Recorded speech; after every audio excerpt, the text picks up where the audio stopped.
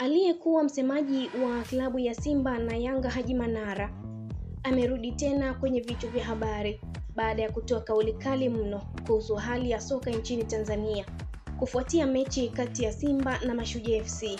Kupitia video iliyoenea kwa kasi mitandaoni, Manara hakuchelewa kutoa hisia zake za waziwazi juu ya mchezo huo ambao umewasha mjadala mkubwa mitandaoni kwa sauti ya hasira na msisitizo. Manara alidai kuwa kuna mambo mengi yanayoendelea nyuma ya pazia ambayo yanaua ushindani halali wa soka nchini. Mpira wa Tanzania umeoza, alisema kwa hisia kali, akimaanisha kuwa kuna ukosefu wa uadilifu na uwazi katika namna mechi zinavyoendeshwa. Alilenga lawama kwa baadhi ya maamuzi ya waamuzi na usimamizi wa ligi, akisema kuwa hali hiyo inawakatisha tamaa wapenzi wa soka wa kweli. Manara alisisitiza kuwa ni wakati wa wadau wote wa soka, viongozi, wachezaji, mashabiki na vyombo vya usimamizi kuchukua hatua madhubuti kurekebisha hali ya mchezo. Aliwataka mashabiki kutokubali hali hiyo na kushinikiza mabadiliko yenye nia ya kurejesha heshima ya kandanda la Tanzania. Kauli hiyo imeibua hisia mseto miongoni mwa watumiaji wa mitandao ya kijamii. Wengine walimuunga mkono kwa kusema anasema ukweli ambao wengi wanaogopa kuambia umma, huku wengine wakimtuhumu kwa kuchochea vurugu na kukosa uvumilivu. Je, unakubaliana na kauli ya Manara kwamba mpira wa Tanzania umeoza? Hii ni kufuatia maamuzi mengi ya mwamuzi Kefa Kayombo yaliwanyonga sana Mashujaa. Mara kadhaa Simba walikuwa wakinufaika na mipira ya faulo ili hali ni miguso ya kawaida tu kiwanjani, ila Kayombo alisikika akipuliza kipenga chake kuashiria madhambi. Pasipo kupepesa macho, Kefa Kayombo alichezesha chini ya kiwango na pengine wadau wengi wa soka walibaki midomo wazi kustaajabu maamuzi yake. Mpira uchezeshwe kwa kuzingatia na kusimamia sheria 17 za soka, sio kuweka matabaka baina ya timu moja na nyingine. Hayo ni maoni ya mchambuzi wa Tanzania Hansi Rafaeli kupitia ukurasa wake wa mtandao wake wa kijamii Instagram, na haya ni maoni ya wachambuzi mbalimbali ambayo nitakukusanyia hapa. Nasri Khalifani aliuliza, timu zingine hazipaswi kushinda? Leo Simba wakicheza faulo, refa anakausha Mashujaa mgusano wowote na mchezaji wa Simba ni faulo. Hivi hapo dhamira ya refa ilikuwa ni nini kwa wachezaji wa Mashujaa? Kuna baadhi ya rafu zilistahili hata yellow card, lakini kwa ajili zilifanywa na wachezaji wa Simba, basi refa hata faulo ya kawaida haweki.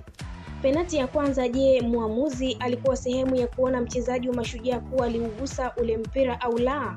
Kiukweli pale refa alikuwa anasubiri tukio lolote aweke penati. Kiukweli mpira wetu una double standard za hovyo sana, na kwa mtindo huu tusilazimishe timu ambazo hazipati favor ya namna hii kufanya vizuri kwenye ligi hii. Hapa na nukuu kauli za Hansi Rafaeli. Aliandika, you know what? Moja, ni Kefa Kayombo ambaye alimaliza mpira kwa kukatisha shambulizi la Coastal Union. Wakati wanaelekea kufunga ile mechi, Simba walitoshana nguvu ya bao 2-2 na Coastal Union. Ni yule Kefa Kayombo ambaye alitoa penati tata Elie Mpanzu dhidi ya Tabora United. Ni yule Kefa Kayombo ambaye aliharibu na kuwatia kitanzi Mashujaa FC. Ni yule Kefa Kayombo ambaye alitoa penati ya Kapombe dhidi ya JKT dakika za mwisho. Kwenye hizi mechi 4, Kefa Kayombo amehakikisha penati inatoka. Mpira wa Tanzania una matatizo mengi kuliko mazuri, ni huzuni. Aliongeza, miaka 1000 sio penati, ni wizi. A handball offense is not committed when a player heads, kick or plays a ball with another part of their body and it then hits their own hand or arm. Cross ya Zimbwe ilianza kugusa tumbo na kifua la mlinzi wa Mashujaa. How comes mwamuzi afunike penati? Azimio ni moja, mechi haiishi mpaka mlengo ashinde. Halafu anatokea mtu anakuambia hii ligi ni ya 5 kwa ubora Afrika. Ligi yetu inatabirika sana. Unajua nini mwamuzi atafanya? Kefa Kayombo, unajua sana mzee. Timu bora imepoteza mechi. Walikuwa committed na mchezo, walikuwa na utulivu kwenye nyakati ngumu. Waliokuwa kwa usahihi kila cross na second ball iliyotokea kwenye boksi lao, ila Kefa Kayombo hakutaka iwe. Unacheza mechi KMC dhidi ya Simba. Unacheza dakika 124 dhidi ya Simba. Kipa wako anapata kadi nyekundu, halafu zinatolewa penati 2. mpira una matokeo ya kijinga sana. Timu bora uwanjani imepoteza mchezo. Hayo ni maoni ya mchambuzi Hans Rafaeli kwenye ukurasa wake wa Instagram. Nazareth Upete, mtangazaji wa mpira, kupitia ukurasa wake wa Instagram aliandika, mechi yenye kubeba vioja na mastaajabu mengi ambayo kukoma kwake kumeacha maswali kadhaa, lakini alama 3 muhimu zimeenda kwa mnyama. Ni matokeo ya alhamdulillah sana. Simba walianza game yao chini kiasi, pasi nyingi zilizopotea kwenye eneo la kuamua. Walikuwa wanashambulia wengi, ila wanaowania nafasi rahisi walikuwa wachache mno.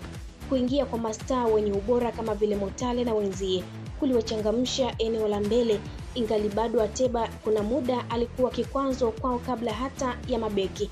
Mashujaa ni kama waliamua tu kuokoa mipira yote baada ya kufunga goli la mapema. Muda wote mpaka mechi inamalizika walishambulia active mara 2 tu. Kitu kizuri, game plan yao ya kuzuia ilikuwa bora sana, lakini wao wenyewe na mchezo mzima ulivyoenda haikuwa nafuu.